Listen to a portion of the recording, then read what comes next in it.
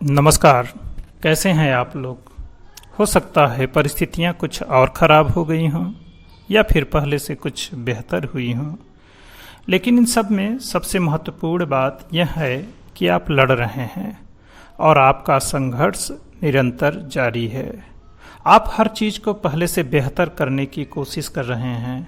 आप जिंदगी की लड़ाई में हार नहीं मान रहे हैं। आप दूसरा सुशांत बनना नहीं चाहते और आप निश्चित रूप से नहीं बनेंगे। इस समय देश में, जैसा कि हर समय होता है, सब कुछ ठीक नहीं होता। एक तरफ बॉर्डर पर तनाव की स्थिति है, जहां पर हमारी सेना अपने शौर्य के परचम लहरा रही है, और हमारा यहाँ पर शांति से रहने का सबसे बड़ा कारण वही है, मतलब हमारी सेना। इस बात में कोई संदेह नहीं है। हमारी उन रणबांकुरों को सच्ची श्रद्धांजलि यही है कि हम सदैव उनके कृतज्ञ बने रहें। यह युद्ध एक दिन में लड़कर खत्म नहीं होता। यह एक निरंतर चलने वाला संघर्ष है जो सदा से चला आ रहा है। यह युद्ध अंदर और बाहर दोनों तरफ एक जैसा ही है, जो न केवल सीमाओं पर बल्कि उससे परे भी निरंतर जारी है। और इस लड़ाई का कोई अंतिम परिणाम नहीं होता, बस इसे काबिलियत से लड़ते रहना है। और इस काबिलियत से लड़ते रहने को ही असल में जिंदगी को जिंदा दिली से जीते रहना है। फिलहाल हम अंदर और बाहर के संघर्ष की बात करें तो अंदर भी एक युद्ध निरंतर चलता रहता है। महाभारत जैसे महायुद्ध गाथा की बात करें तो इसी में श्रीमद् भगवत गीता के माध्यम से भगवान कृष्ण जिस कुरुक्षेत्र में वह बात कह रहे हैं, वह हमारे आपके भीतर ही है, जिसके पृष्ठभूमि में हमारा चरित्र है, जो निरंतर संघर्ष अर्थात युद्ध कर रहा है। हम ही पांडव हैं, हम ही कौरव हैं, हम ही कृष्ण और हम ही अर्जुन हैं। हमारी ही हार होती है और हमारी ही जीत।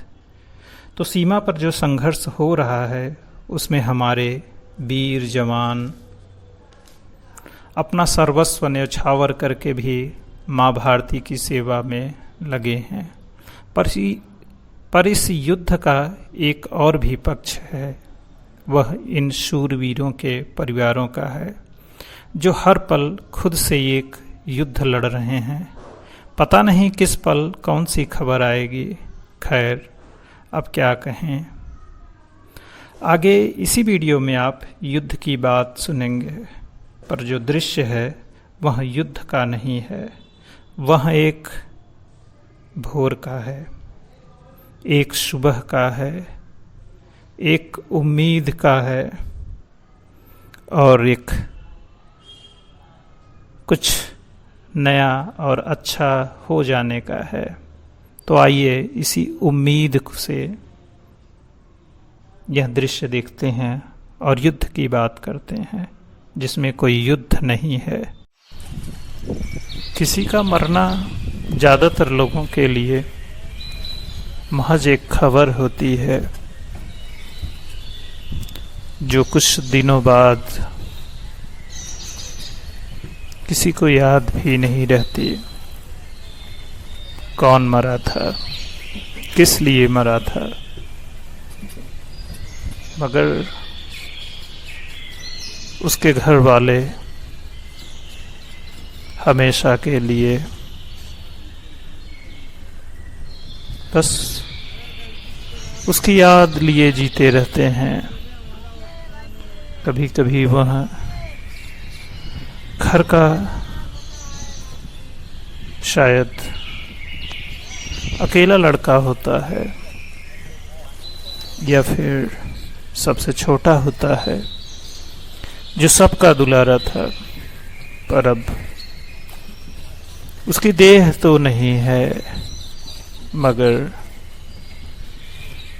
वह अब भी वैसे ही सब में मौजूद है। यह कभी न खत्म होने वाली जो बात है वो बड़ी टीस देती है। बड़ी बड़ी बातें, बड़े बड़े नारे बहुत दिन तक नहीं चलते, और कोई माँ बाप जब भी अकेला होता है, या यूं कहें हर पल वह अपने लाडले के बारे में सोचता है। वह जब घर पर नहीं होता तब भी, और जब वह इस दुनिया में नहीं होता तब भी। और यह शोर जो हर तरफ हो रहा है, और लड़ाइयों के लिए जयकारे लग रहे हैं, युद्ध युद्ध युद्ध। हाँ, लड़ाई होगी, पर क्या आपको मालूम है असल में लड़ाई कौन लड़ता है?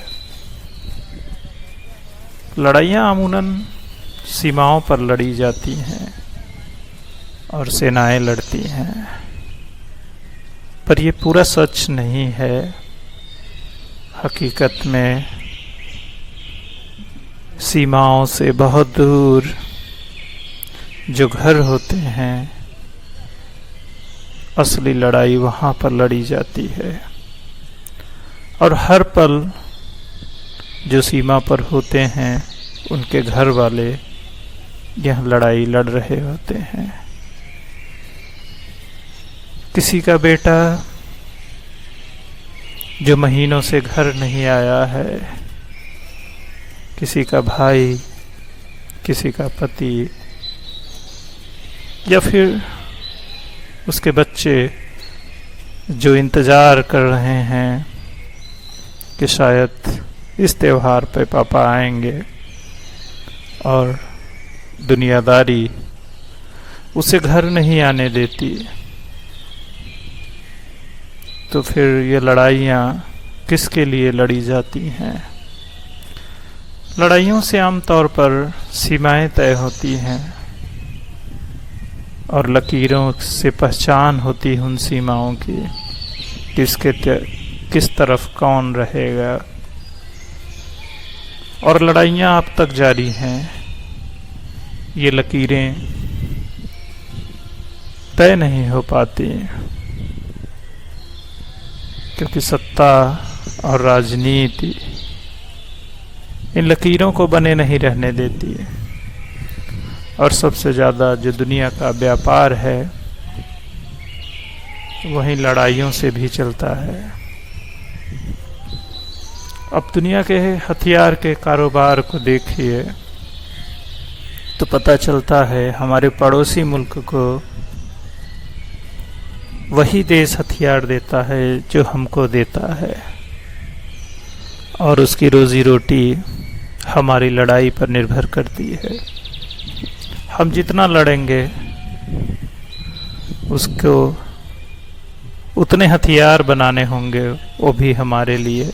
हम अपनों के खिलाफ इस्तेमाल करें या जिसे दुश्मन कहते हैं उसके खिलाफ इस्तेमाल करें, हथियार हम खरीदेंगे या बनाएंगे, उसकी एक कीमत होती है जिसे हमें चुकानी पड़ती है। वह सिर्फ पैसे से नहीं चुकाई जाती है, जान लेकर और देकर भी चुकाई जाती है। और अंतिम लड़ाई जैसी भी कोई चीज़ दुनिया में नहीं होती, यह तो चलती रहती है। पता नहीं कब से चलती आ रही है। जब लकीरें छोटी थीं तब भी लड़ाइयाँ हो रही थीं, और अब जब लकीरें काफ़ी बड़ी हो गई हैं तब भी लड़ाई चल रही है। और यहाँ हथियारों का धंधा भी तभी से चल रहा है, और इंसानी जख्म कभी भरते नहीं हैं और गहरे होते जाते हैं। तो और रोज नए तरह से शहीद होने और करने की एक अजीब सी कोशिश चल रही है। और हकीकत में जो लड़ाई हो रही है उसमें हर घर में जो सीमाओं पर लोग हैं, उनके माँ बाप हैं, वो लड़ रहे हैं। एक माँ ने अपने बेटे को लड़ाई पर भेजा है और वह रोज घर में खुद से लड़ती है। तो यह कुछ उसी की बात है। थोड़ा थोड़ा करके बड़े जतन से एक माँ ने बच्चे को पाला, सयाना हुआ। फौज की वर्दी बहुत खिलती है, सच में वह बहुत जज्बाती है। वतन और माँ में फर्क नहीं करता। हालांकि उसकी छुट्टी मंजूर हो गई थी और कुछ ही दिन में घर आना था। तभी सीमा पर सियासत गरमाने लगी